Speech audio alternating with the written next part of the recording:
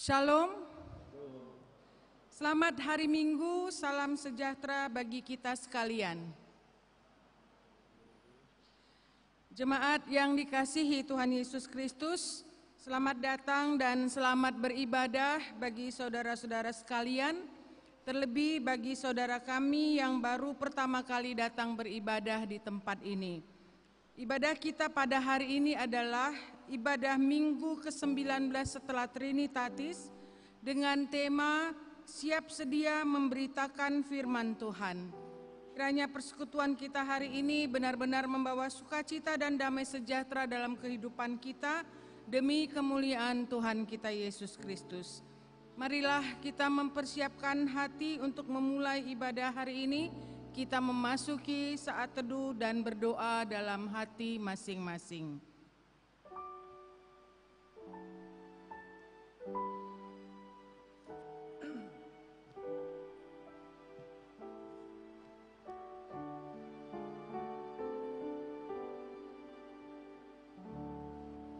Amin. Mari kita masuk ke dalam hadirat Allah dengan mengangkat pujian dari Kidung Jemaat nomor 395 ayat 1 sampai 3.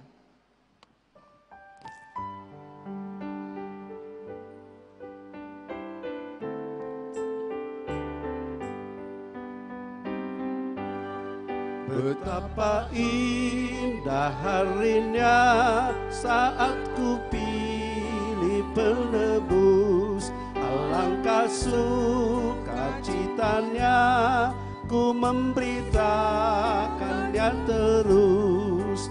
Indahlah harinya Yesus membasuh dosaku, ku diajari penebus, berjaga dan berdoa terus. Indahlah harinya Yesus membasuh dosaku. Betapa indah janjinya yang telah mengikat hatiku, ku beri kasihku padanya serta menyanyi bersyukur. Indahlah harinya Yesus membasuh dosaku, ku diajari penebus, berjaga dan berdoa terus. Indahlah harinya Yesus membasuh dosaku. Sudah ku jadi miliknya, ia pun milikku kekal. Yakin penuh ku ikutlah, suara Tuhan ku kenal. Indahlah harinya Yesus membasuh dosaku, ku diajari penebus, berjaga dan berdoa terus. Indahlah harinya Yesus membasuh dosaku.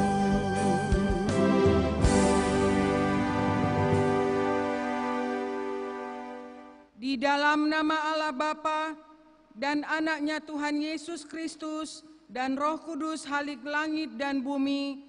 Amin.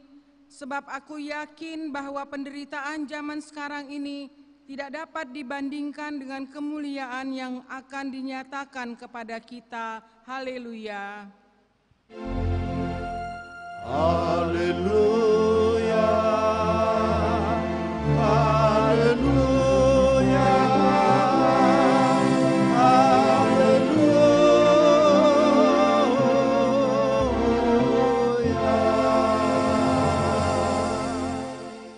Ya Tuhan Allah Pencipta yang Maha Kuasa, berikanlah kepada kami iman yang hidup dan menghasilkan buah-buah yang nyata dalam perkataan dan perbuatan kami.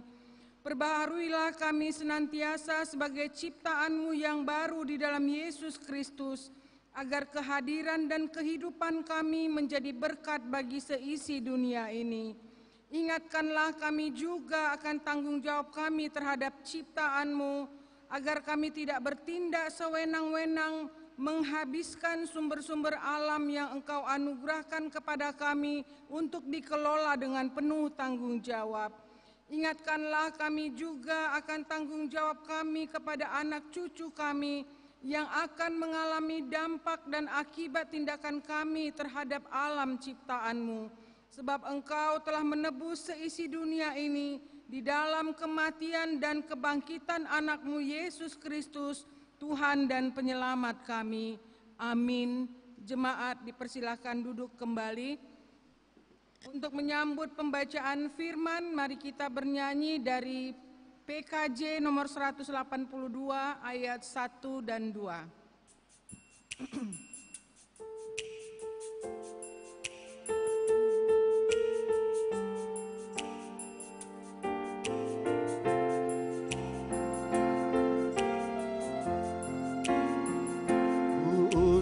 Kau mengabdi tanpa pamrih, berkarya terus dengan hati teguh, meski dihina dan menanggung duka. Ku utus Kau mengabdi bagiku. Terus Kau membalut yang terluka, menolong jiwa syarat berkeluh, menanggung susah dan derita dunia. Ku utus Kau berkorban bagiku.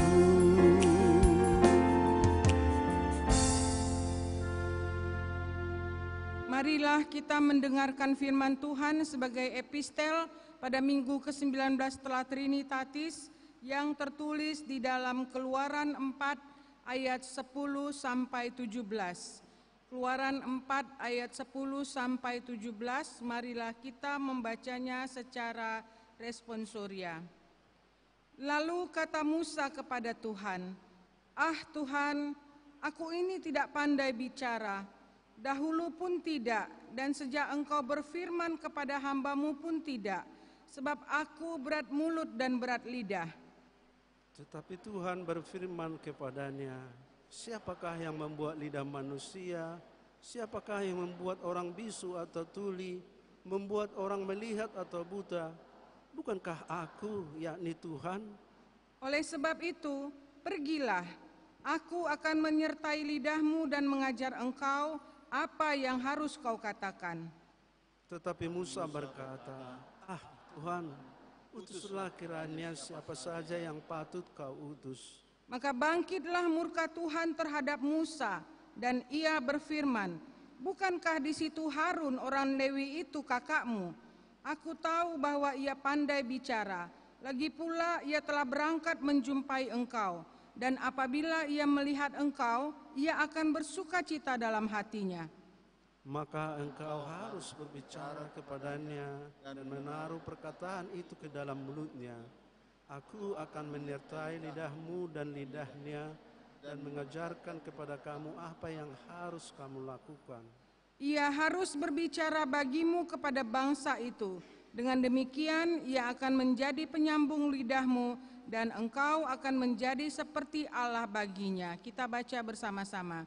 "Dan bawalah tongkat ini di tanganmu yang harus kau pakai untuk membuat tanda-tanda mukjizat."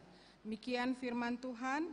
Yang berbahagia ialah mereka yang mendengarkan firman Allah dan yang memeliharanya. Amin. Untuk menyambut doa pengakuan dosa, mari kita bernyanyi dari Kidung Jemaat 149 ayat 2 dan 4.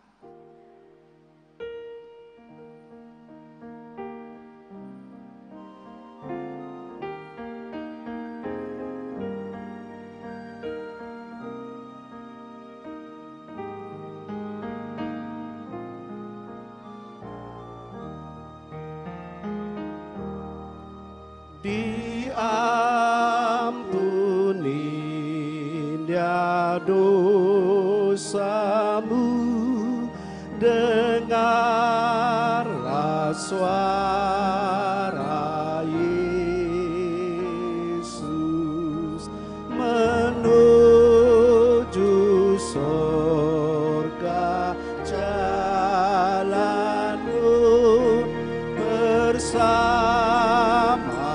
Tuhan Yesus.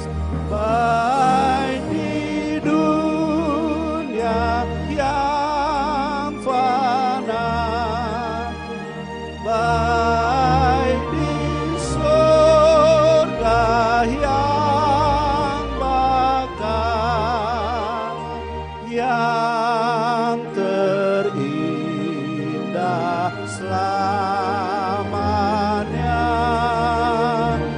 nama Tuhan Yesus. Di kaca dosa dan gentar, harap Tuhannya Yesus. Senang hatiku mendengar mujizat nama Yesus. Baik di dunia yang fana, baik di surga yang bakal, yang terindah selamanya, nama Tuhan Yesus.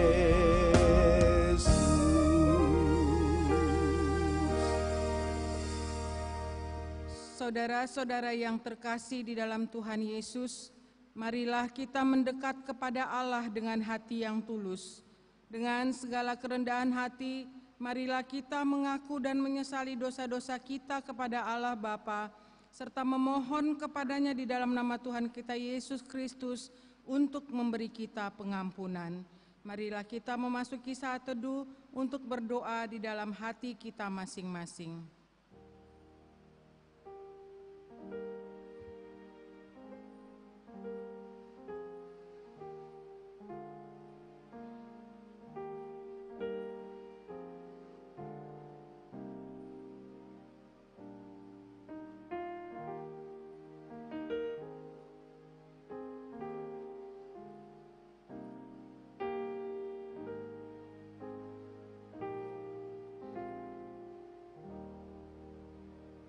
Marilah kita berdoa. Bapa kami yang di surga, di dalam nama Yesus Kristus Tuhan kami, Engkaulah Tuhan yang Maha Kuasa, Khalik langit dan bumi, dan sumber segala kebenaran dan keadilan untuk menghakimi umat manusia. Kami datang bersembah sujud di hadapan-Mu untuk menyesali dosa dan pelanggaran kami terhadap hukum-Mu. Kami sering menuruti godaan iblis dan tabiat kami yang jahat. Sepantasnya lah kami menerima ganjaran sesuai dengan pelanggaran kami, tetapi kami telah sadar akan kejahatan kami, sehingga kami datang ke hadapan-Mu untuk menyerahkan diri dan menyesali segala dosa kami.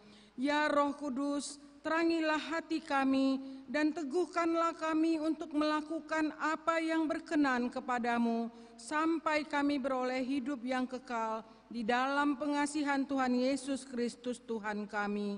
Amin. Janji Tuhan tentang pengampunan dosa. Tuhan adalah penyayang dan pengasih, panjang sabar dan berlimpah-limpah kasih setianya. Tidak dilakukannya kepada kita setimpal dengan kesalahan kita. Seperti Bapa sayang kepada anak-anaknya, demikian Tuhan sayang kepada orang-orang yang takut akan Dia. Segala kemuliaan bagi Allah di tempat yang maha tinggi. Amin. Jemaat dipersilahkan duduk kembali. Mari kita mengangkat pujian syukur dengan bernyanyi dari PKJ nomor 126, ayat 1 dan 3.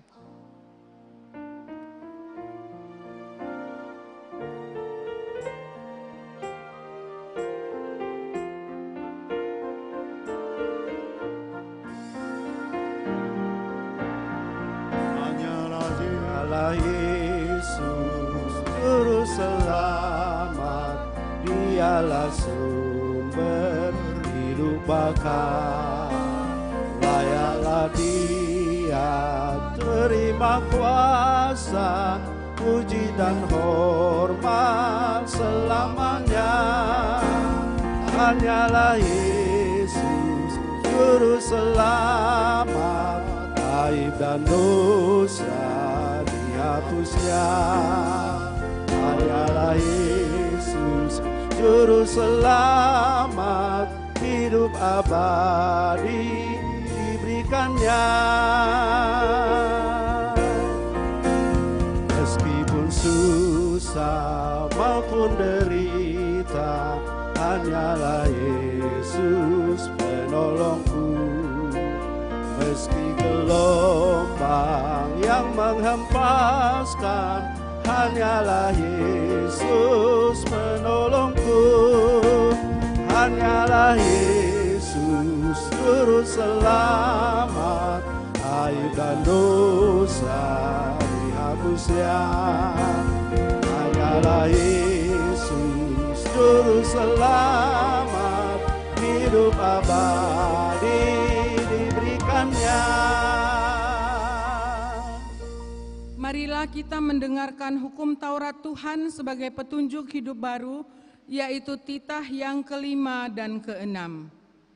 Titah kelima, hormatilah orang tuamu agar engkau berbahagia dan lanjut umurmu di bumi yang diberikan Allah kepadamu. Maksudnya adalah kita harus takut serta kasih kepada Allah. Sebab itu jangan kita bersikap remeh terhadap orang tua kita, terhadap pemerintah dan terhadap orang yang lebih tua.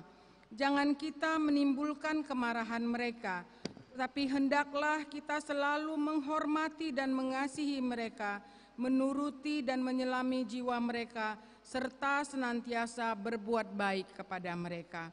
Titah keenam, jangan engkau membunuh. Maksudnya adalah kita harus takut serta kasih kepada Allah. Sebab itu, jangan kita menyakiti serta membahayakan hidup tetangga kita, melainkan kita harus bersahabat dan membantu kebutuhan hidup mereka. Marilah kita bersama-sama memohon kekuatan dari Tuhan. Ya Allah Bapa kami, berilah kami kekuatan untuk melakukan yang sesuai dengan hukum-Mu. Amin. Kembali kita mengangkat pujian syukur dengan bernyanyi dari PKJ nomor 131 ayat 1 dan 2.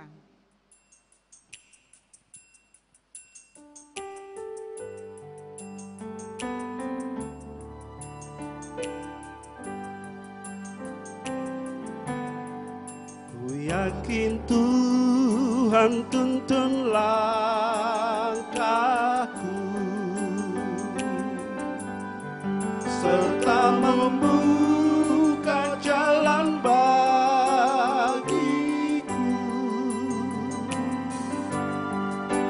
Jika sungguh berserah dan berdoa padanya, Tuhan membuka jalan bagiku.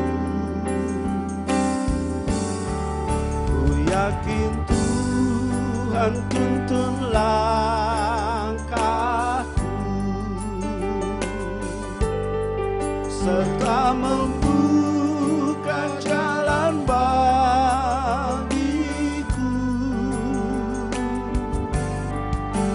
Ku mencari wajahnya, maka malam pun cerah. Tuhan membuka jalan bagiku.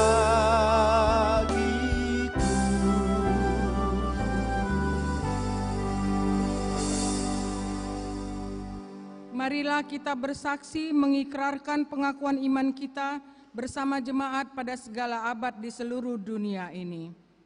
Aku percaya kepada Allah Bapa yang Maha Kuasa, Khalik langit dan bumi. Aku percaya kepada Yesus Kristus, Anaknya yang tunggal Tuhan kita, yang dikandung daripada Roh Kudus, lahir dari anak darah Maria, yang menderita di bawah pemerintahan Pontius Pilatus, disalibkan, mati dan dikuburkan, turun ke dalam kerajaan maut, pada hari yang ketiga bangkit pula dari antara orang mati, naik ke sorga, duduk di sebelah kanan Allah Bapa yang Maha Kuasa, dan akan datang dari sana untuk menghakimi orang yang hidup dan yang mati. Aku percaya kepada Roh Kudus, gereja yang kudus dan persekutuan orang kudus, pengampunan dosa, kebangkitan daging, dan hidup yang kekal. Amin. Jemaat dipersilakan duduk kembali.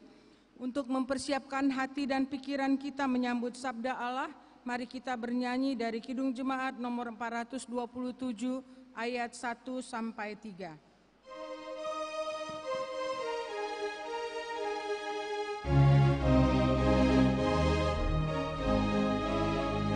Ku suka menuturkan cerita mulia, cerita Tuhan Yesus dan cinta kasih-Nya. Ku suka menuturkan cerita yang benar, penawar hati rindu, pelipur terbesar. Ku suka menuturkan, ku suka memasyurkan cerita Tuhan Yesus dan cinta kasih-Nya. Suka menuturkan cerita mulia yang sungguh melebihi impian dunia. Ku suka menuturkan semua padamu, sebab cerita itu membawa selamatku. Ku suka menuturkan, ku suka memasyurkan cerita Tuhan Yesus dan cinta kasih-Nya. Suka menuturkan cerita mulia, setiap ku ulangi betapa manisnya. Ku suka menuturkan sabdanya yang besar dan yang belum percaya supaya mendengar. Ku suka menuturkan, ku suka memasyurkan cerita Tuhan Yesus dan cinta kasih-Nya.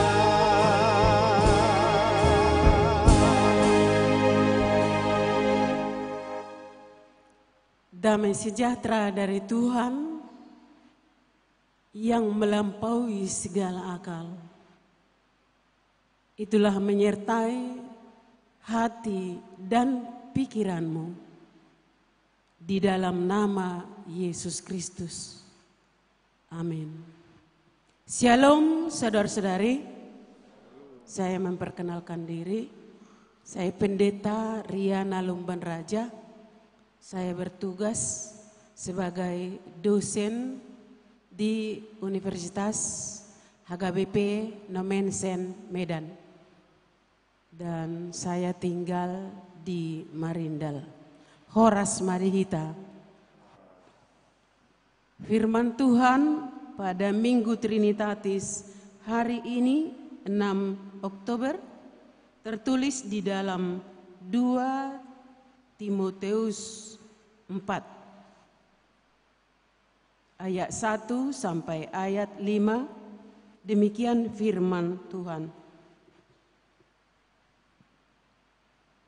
Di hadapan Allah dan Kristus Yesus yang akan menghakimi orang yang hidup dan yang mati, aku berpesan dengan sungguh-sungguh kepadamu demi penyataannya dan demi kerajaannya. Beritakanlah firman, siap sedialah baik atau tidak baik waktunya. Nyatakanlah apa yang salah. Tegurlah dan nasihatilah dengan segala kesabaran dan pengajaran. Karena akan datang waktunya orang tidak dapat lagi menerima ajaran sehat, tetapi mereka akan mengumpulkan guru-guru menurut kehendaknya untuk memuaskan keinginan telinganya. Mereka akan memalingkan telinganya dari kebenaran dan membukanya bagi dongeng. Tetapi kuasailah dirimu dalam segala hal. Sabarlah menderita, lakukanlah pekerjaan pemberita Injil dan tunaikanlah tugas pelayananmu. Bapak, Ibu, saudara-saudara yang kekasih, nats ini adalah suatu pesan resmi Paulus kepada Timoteus. Dan kesannya di dalam nats ini seolah-olah ada sebuah sumpah di dalam pesan-pesan tersebut. Pesan-pesan ini diungkap akan datang pengadilan atau akan datang hakim utusan Allah. Bapak, Ibu, saudara-saudara yang kekasih di dalam nama Yesus Kristus, hal ini sudah nyata di dalam diri kita saat ini, di dalam dunia ini, di sini dan kini. Banyak sekarang media menyebutkan saat tahun 2025 harus dipertebal kulit karena tahun 2025 panas bumi akan makin parah dibanding panas sekarang, dan orang ketika dia keluar sebentar kulitnya akan melepuh. Kenapa? Karena sebagai manusia kita di dunia ini banyak tubuhnya, casing tubuhnya itu manusia, tetapi karakternya binatang. Untuk itu saat ini banyak para profesor dan banyak para ahli melalui media mengarahkan manusia untuk mempertahankan bumi, ekosistem. Karena banyak sekarang orang gak suka ada pohon, gak suka ada hijau-hijau, yang penting rata, sama seperti gurun pasir. Dan itu nyata juga di Medan ini. Sebentar-sebentar udah ditebang pohon supaya bisa ada pamflet. Di sini ada kopi indah, kopi enak, kopi entah apapun kopinya. Ditebang pohon demi kopi tersebut. Dan juga jalan macet. Pesan nats ini bukan hanya untuk kita. Dan memang banyak khotbah saat ini yang dapat digambarkan dengan cara-cara Bagaimana sebenarnya pembenaran atau kebenaran itu hadir. Bagaimana justice, peace and integration itu hadir di dunia. Tetapi Bapak Ibu, semua hanya kata-kata. Jong. Banyak profesor dengan nilai 100. Tetapi karakter iman spiritual jong, 0. Maaf Bapak Ibu Profesor Doktor, saya sebagai dosen berpengalaman. Banyak profesor 100% penilaian tinggi, sampai Scopus, jurnal banyak di mana-mana. Tetapi soal spiritual, mendidik mahasiswanya, mendidik masyarakat setempatnya, jong. Bagaimana kita menjadi manusia yang seutuhnya untuk menjadi utusan Tuhan sebagaimana yang dipaksa. Saya bilang dipaksa oleh Paulus Timoteus karena Timoteus takut. Karena Timoteus ketika itu Paulus dia dipenjara. Takut Paulus. Takut melihat Timoteus ini gak siap karena melihat kondisi. Di lingkungannya juga dia tidak akan sanggup bicara. Karena lingkungannya sudah berperilaku tidak baik. Termasuk kita Indonesia. Bagaimana hubungan agama dengan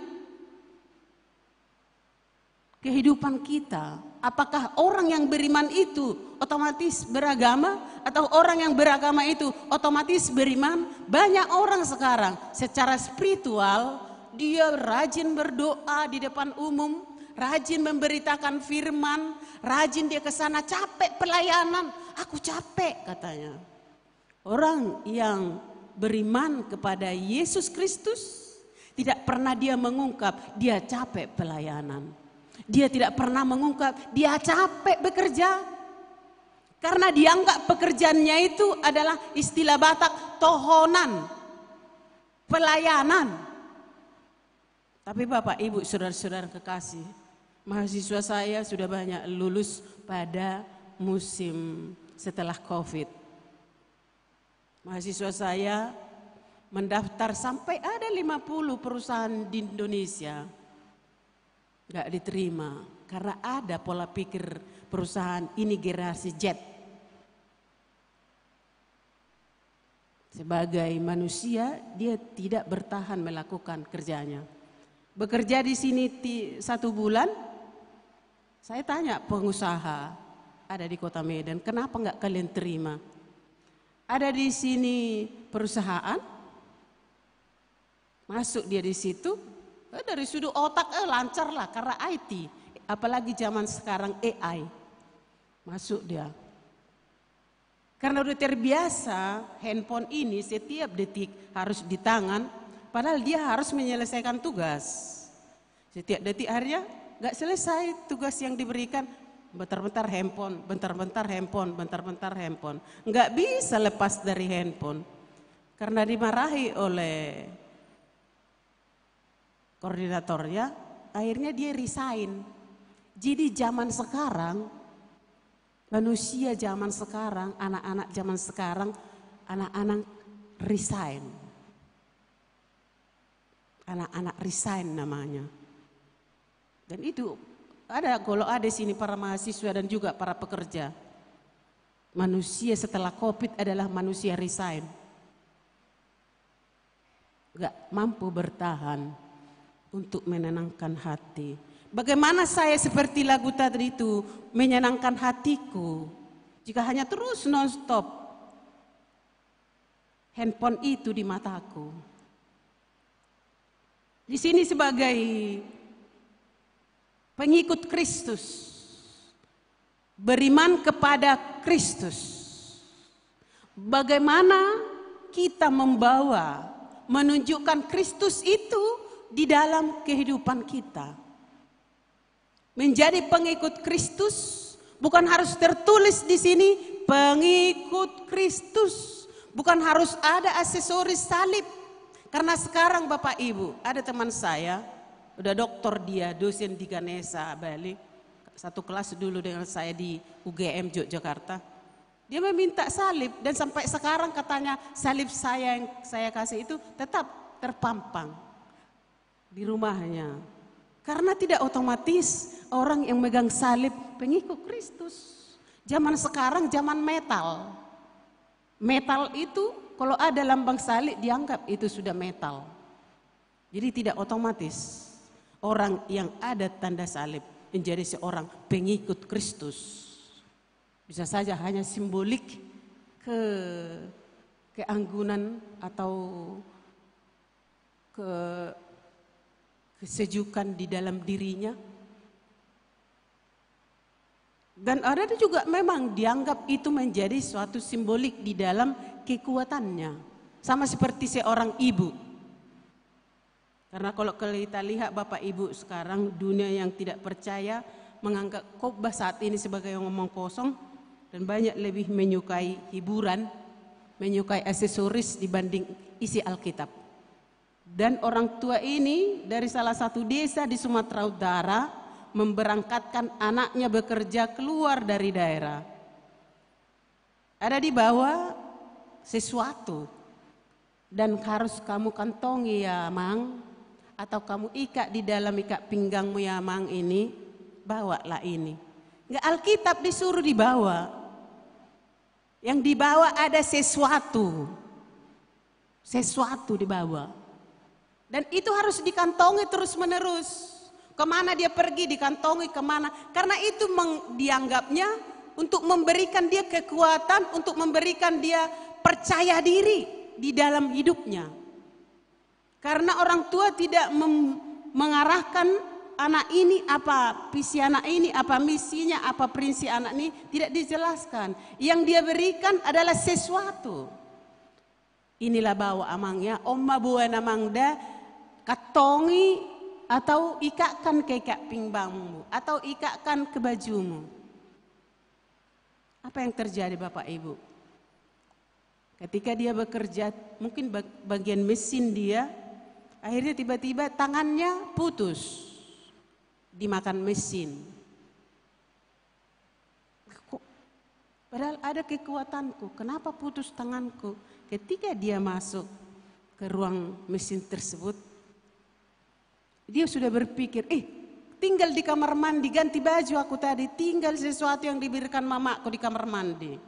Fokus otaknya ke sana, gak fokus lagi ke sini pekerjaannya. Akhirnya putus tangannya dimakan mesin.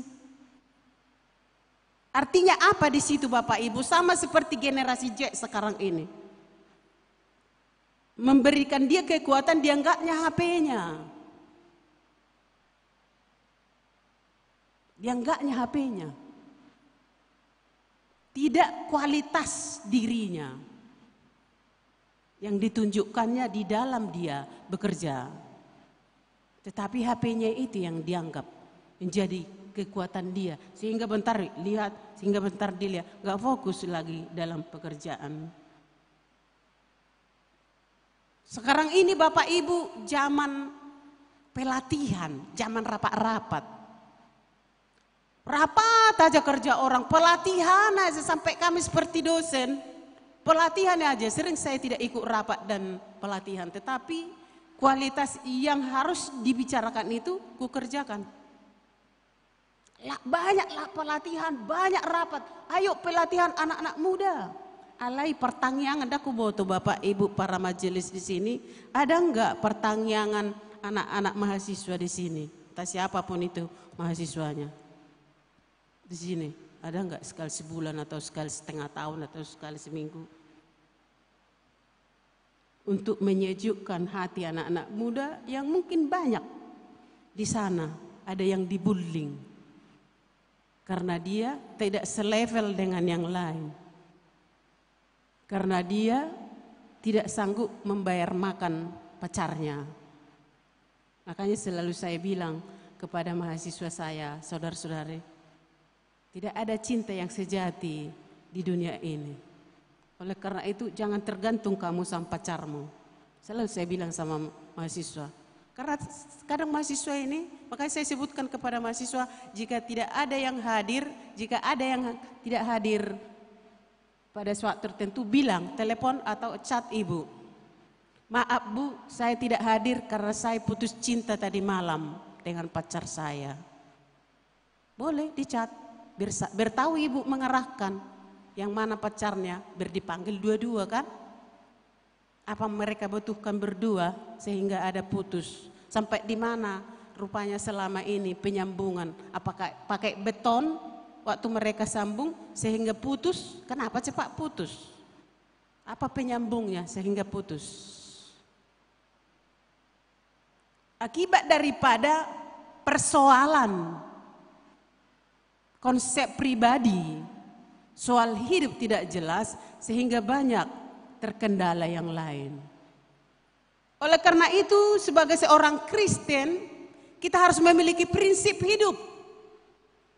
Di dalam prinsip hidup itulah kita menghadirkan kerajaan Tuhan ke dunia. Itu yang disebutkan doa Bapa kami yang di sorga. Bagaimana kita menghadirkan kerajaan Tuhan di dunia adalah melalui visi dan misi pribadi kita. Bukan hanya para pendeta, bukan hanya para majelis yang melakukan visi dan misi, atau bukan para pejabat.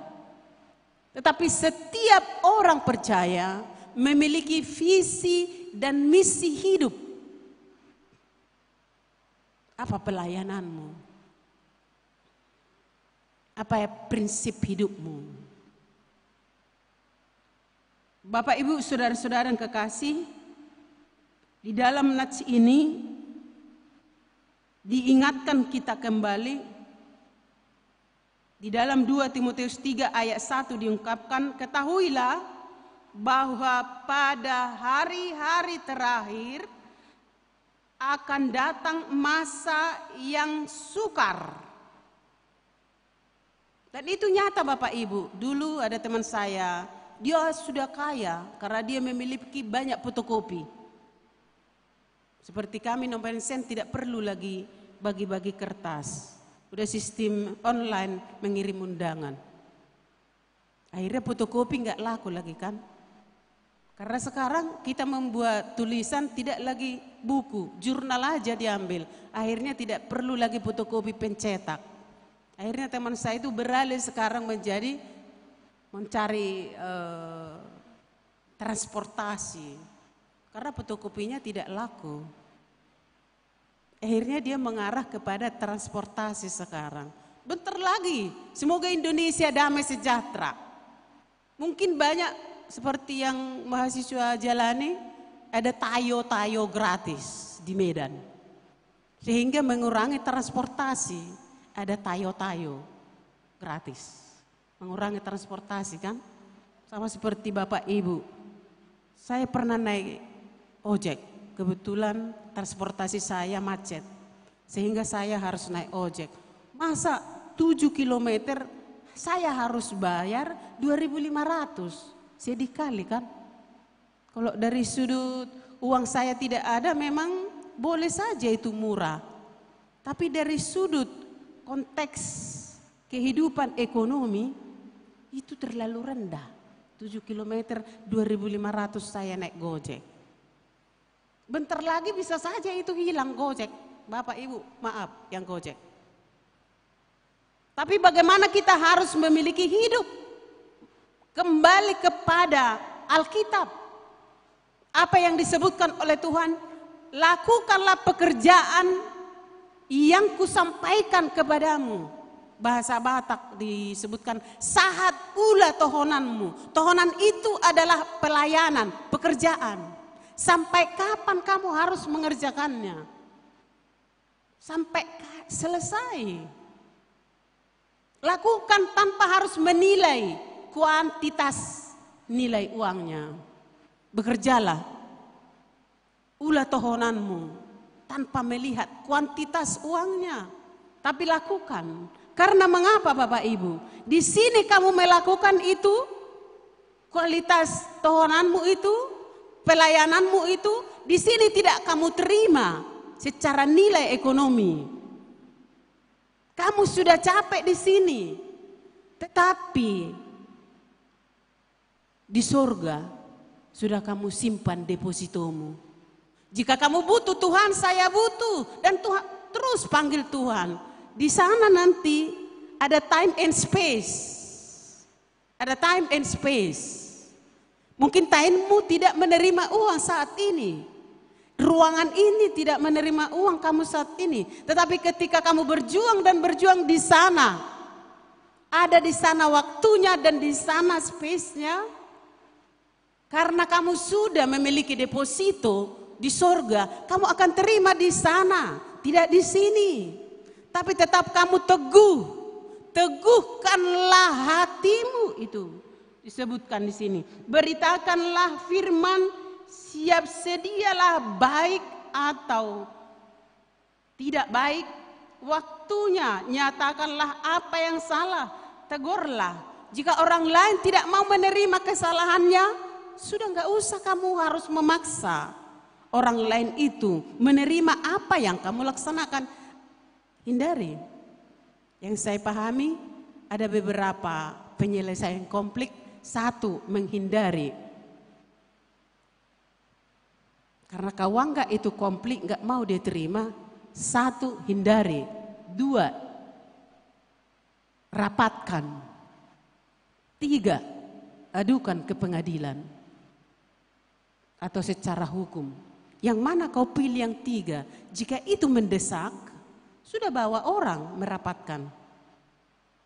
Kalau memang sudah lebih dari parah, sudah adukan ke polisi. Jika itu masih sebatas sewajarnya, udah diamkan. Jangan sambung. Karena di dalam Yohanes disebutkan apa yang kamu katakan itu kebenaran. Dari ungkapanmu kamu dibenarkan, dan juga dari kata-katamu engkau disalahkan.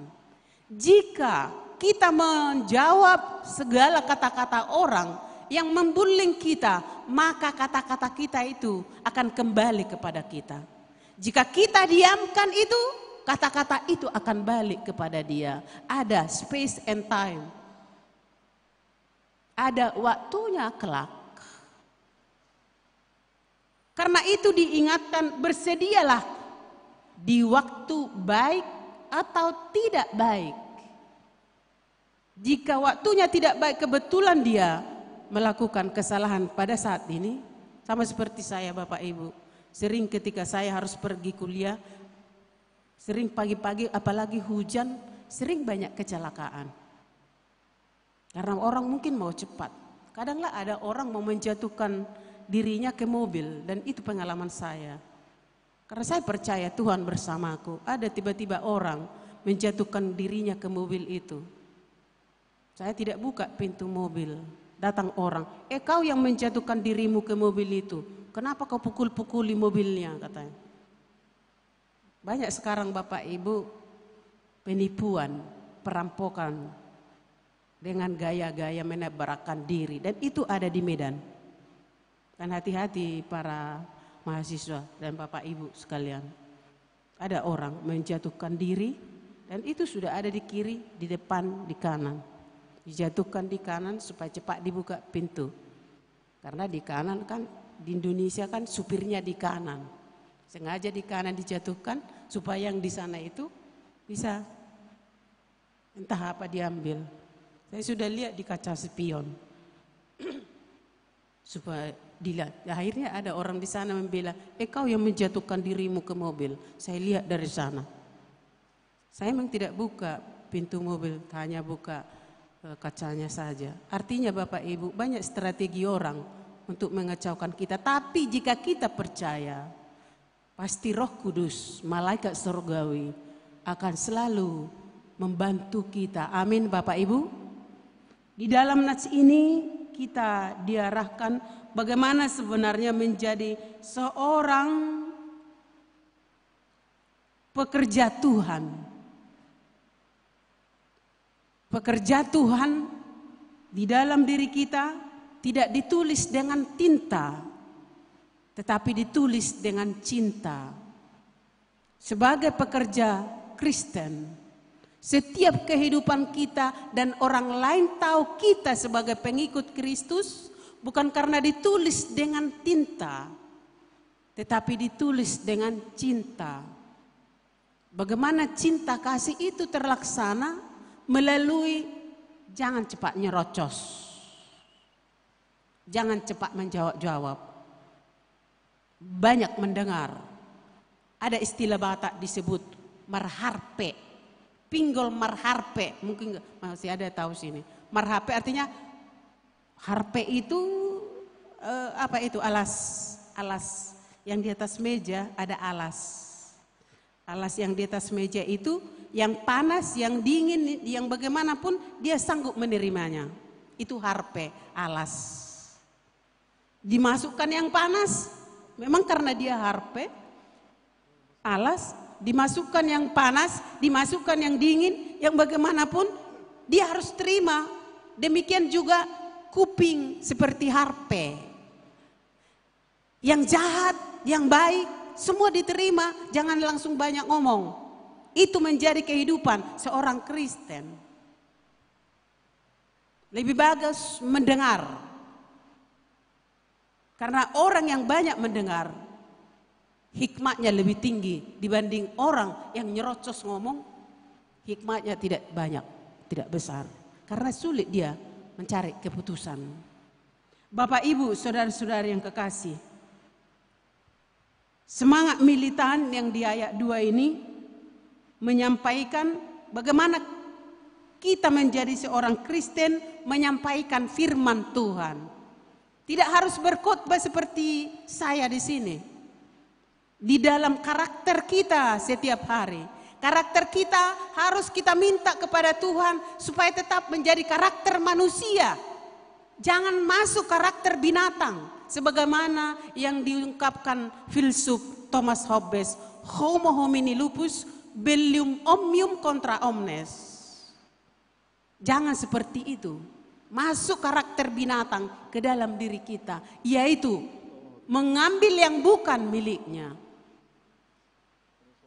Merampas yang bukan miliknya, itu bukan karakter manusia Kristen. Dalam ayat 2. Dan kalau kita sambungkan ke ayat 15, ada di situ sabda kebenaran. Jangan ada dongeng-dongeng. Dongeng-dongeng palsu seperti cerita marga-marga Batak. Maaf Bapak Ibu, marga saya Lumban Raja. Hampir sama aja semua marga kayak gitu. Seperti marga Simanjuntak, ada Jolo, ada Pudi. Kalau menjadi seorang Kristen, tidak penting ada itu. Tapi pernah saya menghadapi seorang marga. Ketika saya sebut saya Lumban Raja, dia sebutkan saya juga Lumban Raja, tapi dia langsung menghindar. Karena mungkin ada Lumban Raja Horbo Jolo, Horbo Pudi. Bukan hanya Simanjuntak. Itu cerita-cerita palsu, dongeng-dongeng palsu.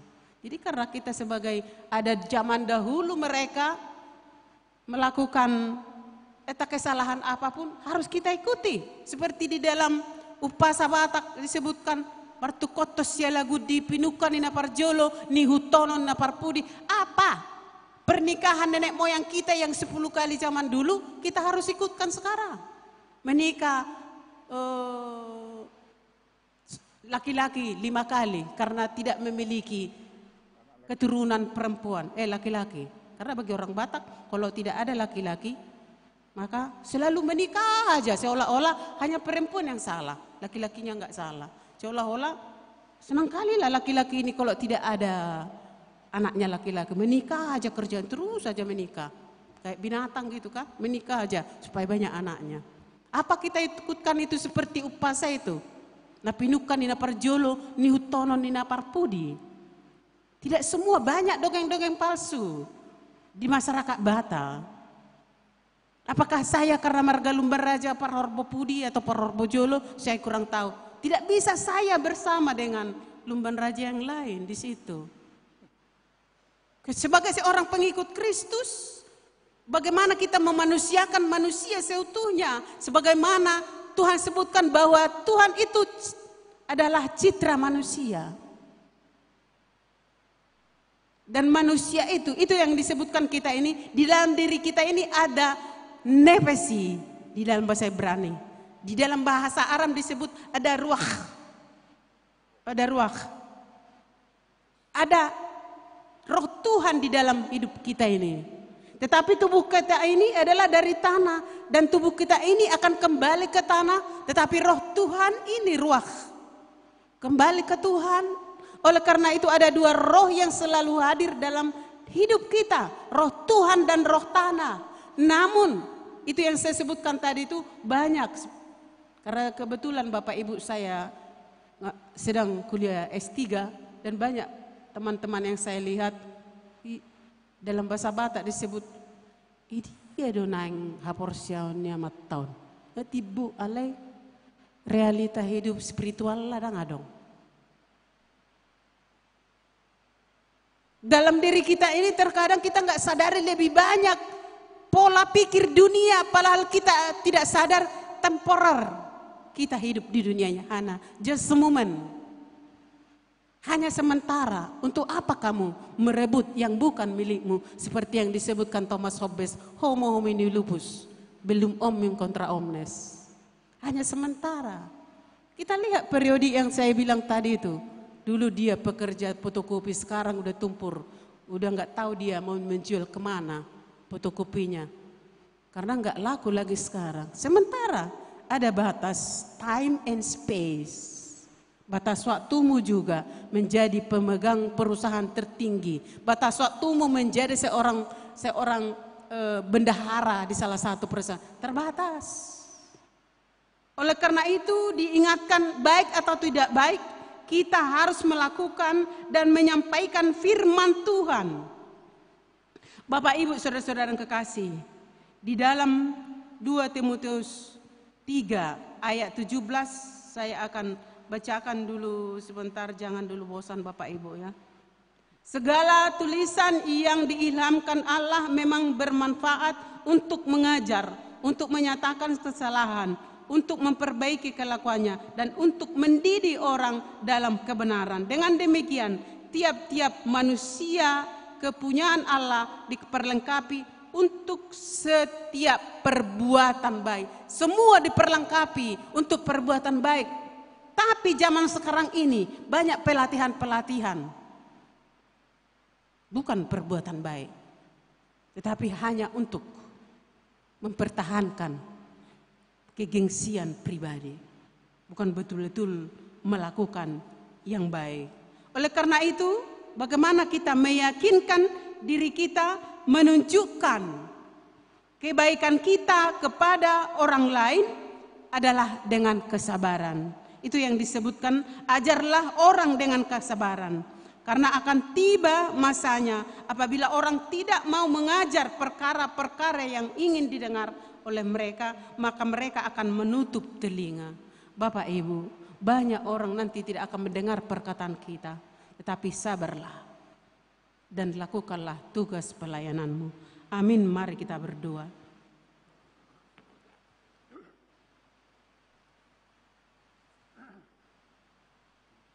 Saat ini kami diingatkan kembali Tuhan, bagaimana kami sebagai seorang pengikut Kristus untuk melakukan tugas kami, tohonan kami sebagai pengikut Kristus, yaitu menghadirkan keadilan, perdamaian, dan keutuhan ciptaan di tengah-tengah keluarga, di tengah-tengah masyarakat, dan di dunia ini pun kemanapun kami pergi.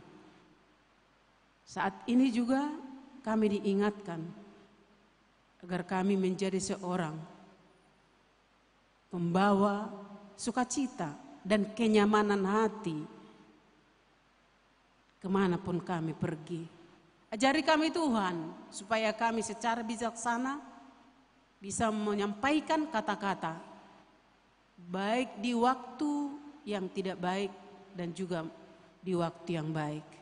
Agar melalui kata-kata yang Tuhan suruh untuk kami ungkapkan, membawa kenyamanan, membawa kedamaian hati dan pikiran setiap orang yang mendengarnya. Tuhan Yesus Kristus, Bapak, Ibu, saudara-saudari yang hadir di tempat ini, mungkin banyak Tuhan yang mereka harus jalani. Mungkin masih banyak Tuhan pergolakan yang mereka hadapi. Mari Tuhan berkati mereka. Hadirkan Roh Kudus-Mu kepada anak-anak Tuhan yang hadir di tempat ini dan di sini. Agar melalui kehadiran Roh Kudus-Mu, malaikat surgawi juga mengitari, memeluk mereka. Agar mereka kuat dan sabar menghadapi setiap persoalan yang mereka hadapi. Sebentar lagi kami akan berpisah dari tempat yang dikuduskan ini, Tuhan. Mari Tuhan dahului kami dengan malaikat surgawi, supaya dengan penuh sukacita bisa kami tiba di tempat kami masing-masing. Kami sampaikan doa dan permohonan ini kepadamu Tuhan, di dalam nama Yesus Kristus dan Roh Kudus. Amin.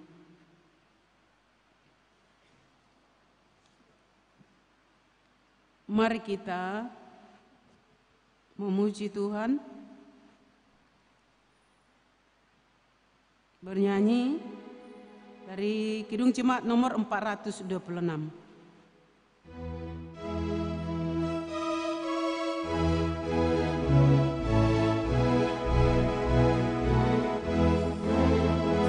Kita harus membawa berita pada dunia dalam gelap tentang kebenaran dan kasih dan damai yang menetap, dan damai yang menetap.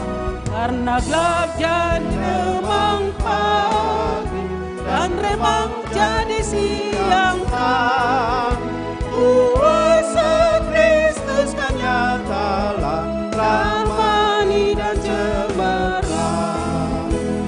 Kita harus bersaksi di dunia tentang kuasa darah kudus. Semoga yang masih saksi terima sang penebus, terima sang penebus. Karena gelap jadi remang pagi dan remang jadi siang terang, kuasa Kristus kan nyata lamani dan cemerlang.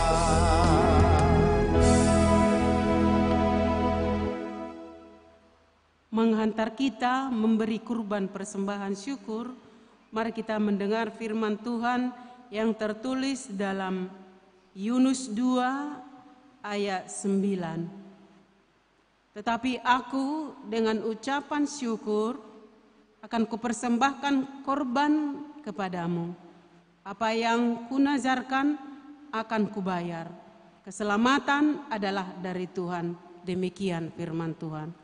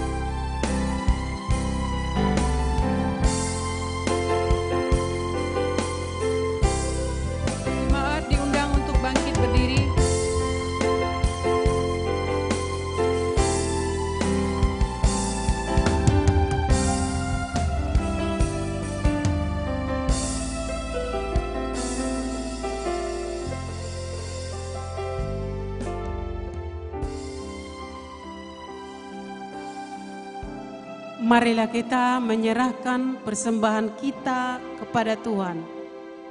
Kita berdoa.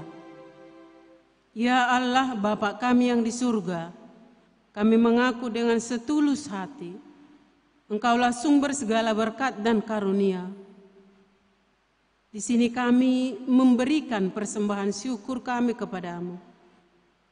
Terimalah persembahan umat-Mu, dan berkatilah menjadi alat kesaksian, persekutuan, dan pelayanan jemaat-Mu ini. Jadikanlah hidup kami persembahan yang berkenan kepadamu, dan pakailah hidup kami untuk turut menghadirkan tanda-tanda kerajaan-Mu di seluruh dunia ini. Kasih, keadilan, dan damai sejahtera, sukacita.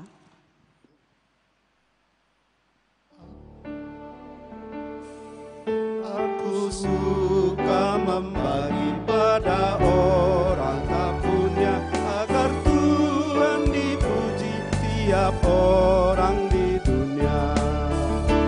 Pun kepada Tuhanku ku beri persembahan, tangan kiri tak tahu apa laku yang kanan. Bapa kami yang di surga, dikuduskanlah nama-Mu, datanglah kerajaan-Mu, jadilah kehendak-Mu di bumi seperti di surga. Berikanlah kami pada hari ini makanan kami yang secukupnya, dan ampunilah kami akan kesalahan kami, seperti kami juga telah mengampuni orang yang bersalah kepada kami. Dan janganlah membawa kami ke dalam percobaan, tetapi lepaskanlah kami daripada yang jahat.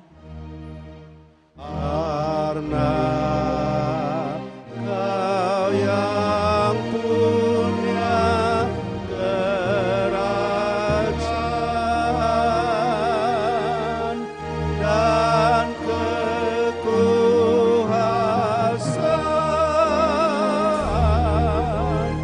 dan kemuliaan sampai selama-lamanya.